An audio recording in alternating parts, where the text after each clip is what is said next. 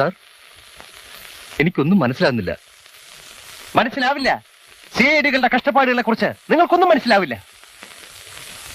Bus സ്റ്റോപ്പിൽ വെച്ച് നാട്ടുകാർ തന്നത് പോരാഞ്ഞ് ഇദ്ദേഹം ഞങ്ങൾക്ക് പെരുമാറി. നോക്കണം സാർ, നോക്കണം സാർ, ഇവർ തമിഴ്നാട്ടിൽ നിന്ന് കേസന്വേഷിക്കാൻ വന്നവരാണ്. 1000 പ്രാവശ്യം ഞങ്ങൾ പറഞ്ഞു Tamil Nadu. I am sorry sir. സിഐഡികളുടെ സ്വാതന്ത്ര്യത്തിൽ കൈകടത്തി ഇവരെയൊക്കെ പിടിച്ച് അകത്തിട്ട് 4 പൊട്ടിക്കണം ആദ്യം. അത് പിന്നെ വീട്ടിൽ വന്നപ്പോ മുസ്ലിം വേഷം, ബസ് സ്റ്റാൻഡിൽ പക്ഷിശാസ്ത്രം, ആരായാലും സംശയിച്ചു പോയില്ലേ സാർ? ഓക്കെ, നിങ്ങൾക്ക് പോവാം. പക്ഷെ ആളുകളെ ദേഹോപദ്രവം ചെയ്യാൻ നിങ്ങൾക്ക് അധികാരമില്ല. അതിനാണ് ഞങ്ങൾ ഇവിടെ ഇരിക്കുന്നത്. പോണം.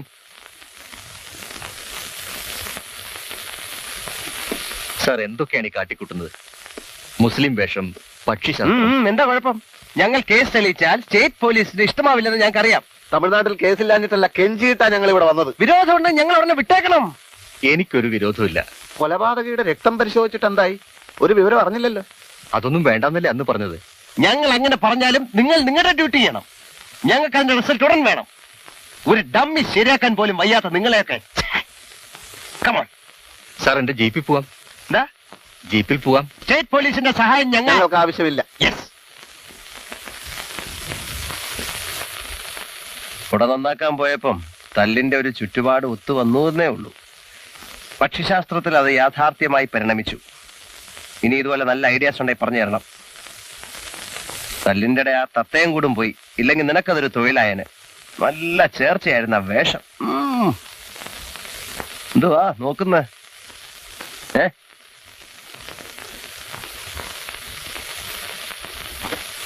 പെണ്ണായി പോയി. എന്റെ കൈ ധരിക്കുന്നു. ആ കുട്ടി അറിഞ്ഞോ നമ്മൾ സിഐഡികളാണെന്ന്? സത്യം അങ്ങ് തുറന്നു പറഞ്ഞ പോരായിരുന്നു, ഇത്രയും കുഴപ്പങ്ങൾ ഉണ്ടാകുമായിരുന്നില്ല. വേഷം മാറി നടക്കുന്ന സിഐഡികളെ ഞാൻ സിനിമയിലേ കണ്ടിട്ടുള്ളൂ. ഞങ്ങളിങ്ങനെ പല പല വേഷങ്ങളിൽ നടന്നിട്ടാണ് ഭയങ്കരമായ പല കേസുകളും കണ്ടുപിടിക്കുന്നത്.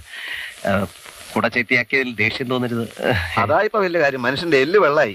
സോറി. ഏയ് സാരമില്ല. കുട്ടിയുടെ ബസ് വന്നില്ലേ? ബസ്സൊക്കെ പോയി. എന്തായാലും ഇന്നിന് നേരത്തിനെത്താനൊക്കില്ല, അതുകൊണ്ട് തിരിച്ചു പോവാ.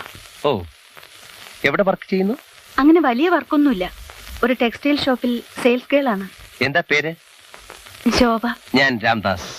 ദാസാ, നമ്മുടെ ജോലി കേസന്വേഷണമാണ്. യെസ്. എവിടെയാണ് ഈ ടെക്സ്റ്റൈൽ ഷോപ്പ്? ആകാശത്തില്. ഞങ്ങൾ കേസ് അന്വേഷണത്തിന് പോകുമ്പോ മെയിൻ ഓഫീസേഴ്സിന്റെ കൂടെ കോൺസ്റ്റബിൾ കാണും, കാര്യങ്ങളൊക്കെ നോക്കാൻ. ഞാൻ ബികോം ഫസ്റ്റ് ക്ലാസ് ആണ്. ഈ പാവത്തിന് കോളേജിൽ പോകാനുള്ള ചുറ്റുപാടൊന്നും ഇല്ലാത്തതുകൊണ്ട് കോൺസ്റ്റബിൾ ആയി പോയി. ഉന്തുവണ്ടിയിൽ കായികറി വിൽപ്പനയായിരുന്നു ഇവന് മദ്രാസിൽ പണി. അതെ അതെ, ഞാൻ ഓർക്കുന്നു. ഒരു കേസ് അന്വേഷണത്തിന് വേണ്ടി ഒരിക്കൽ എനിക്ക് അങ്ങനെ വേഷം കെട്ടേണ്ടി വന്നു. അല്ലേലും ജാത്യാലുള്ളത് തൂത്താ പോകൂലടാ. മൂപ്പര് വലിയ ചുണ്ടിക്കാനാണെന്ന് തോന്നുന്നു. ഹേയ്, അങ്ങനൊന്നുമില്ല. പുള്ളിക്ക് ഈ ഓഫീസർ കോൺസ്റ്റബിൾ കോംപ്ലക്സ് അങ്ങനെ ഇങ്ങനെ വർക്ക്ഔട്ട് ചെയ്യുന്നു. പിന്നെ കാണാം. ഓക്കെ. CID ആയപ്പോഴെങ്കിലും നിന്റെ സാംസ്കാരിക നിലവാരം സ്വല്പമെങ്കിലും ഉയരുമെന്ന് ഞാൻ പ്രതീക്ഷിച്ചു. ഉന്തുവണ്ടിയുടെ കാര്യം ഇനി ആരോടെങ്കിലും മിണ്ടിയാൽ നിന്റെ മോന്തക്കെട്ട് കുത്തുവെച്ചേരും ഞാൻ. എടാ, നീ PCOM ഫസ്റ്റ് ക്ലാസ് പറയാൻ തുടങ്ങിയിട്ട് കാലം കുറെ ആയല്ലോ. മനുഷ്യന്റെ തൊലി ഉരിയട്ടടാ, അസൂയത്തുലിയ ഉരിയുന്നത്. എടാ, ഒരു ബികോം ഫസ്റ്റ് ക്ലാസ് നിനക്ക് സ്വപ്നം കാണാൻ പറ്റൂ? എനിക്ക് കിട്ടുന്ന മെഡലിന്റെ പങ്ക് പറ്റാൻ നടക്കുന്ന വിട്ട് സിഐഡിയിലടാ നീ പോട കള്ള CID.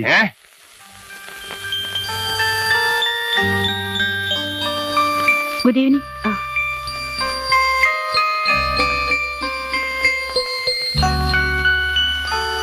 മോനെ, നമുക്ക് വീട്ടിൽ പോണ്ടേ? വാ.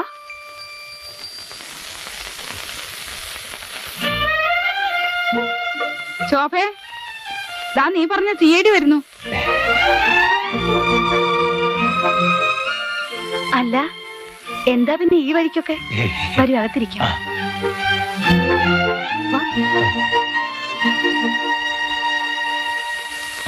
കരയില്ലേ മോനെ? അന്ന് കുട നന്നാക്കാൻ വന്നപ്പം കുഞ്ഞിനെ കണ്ടില്ല. അപ്പൊ അവൻ ഡേ കെയറിലായിരുന്നു. പോലീസുകാരെയും മന്ത്രിമാരെയും കളക്ടർമാരെയും ഒക്കെ ഒരുപാട് കണ്ടിട്ടുണ്ട്. പക്ഷെ ഒരു CID ജീവനോടെ കാണുന്ന ആദ്യമായിട്ടാ. CID ആളുകളൊന്നും ഒരുപാട് തല്ലിയോ? മറ്റേ CID എവിടെ? എനിക്ക് ശരിക്കും വിഷമമുണ്ട് കേട്ടോ. സാരമില്ല. അന്ന് ഞങ്ങള് കൊട ചീത്തയാക്കിയില്ലേ, അതിന്റെ പകരമായി ഈ കൊട ഇവിടെ ഇരിക്കട്ടെ. അതൊന്നും വേണ്ട. സാരമില്ല. അതൊരു പഴഞ്ചൻ കൊടയായിരുന്നല്ലേ. ഞാൻ ഒരു കപ്പ് കാപ്പി കുടിച്ചിട്ട് പോവാം. വേണ്ട.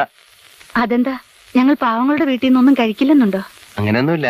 എന്നാ ഒരു മിനിറ്റ്, ഇപ്പൊ വരാം. മോനോ?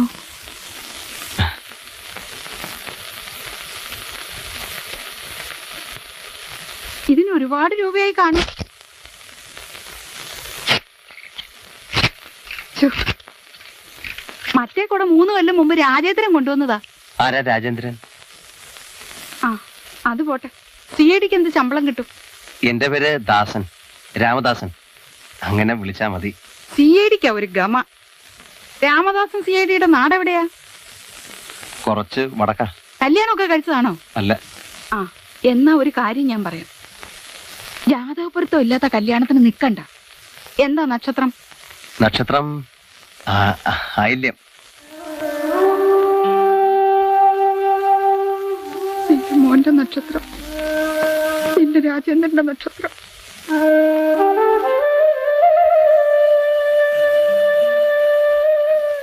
ആയില്യത്തിന്റെ കുഴപ്പമായിരുന്നില്ല. അത്തം കർക്കിടകൂറില്ല രാജേന്ദ്രന്റെ കുഞ്ഞ് പിറന്നത്. ദോഷമാണെന്നറിയായിരുന്നു. കുഞ്ഞ് ജനിച്ച 6 മാസത്തിനകം രാജേന്ദ്രൻ ഞങ്ങളെ വിട്ടുപോയി. അല്ല, അതിപ്പോ എല്ലാം കഴിഞ്ഞില്ലേ?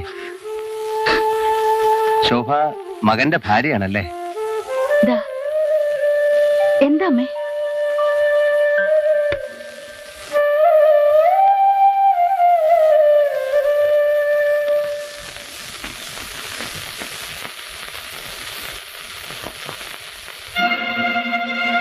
പിന്നെ കാണാം. അയ്യോ, കാപ്പി കുടിച്ചില്ല. അല്ല, ഡ്യൂട്ടി ഫസ്റ്റ്.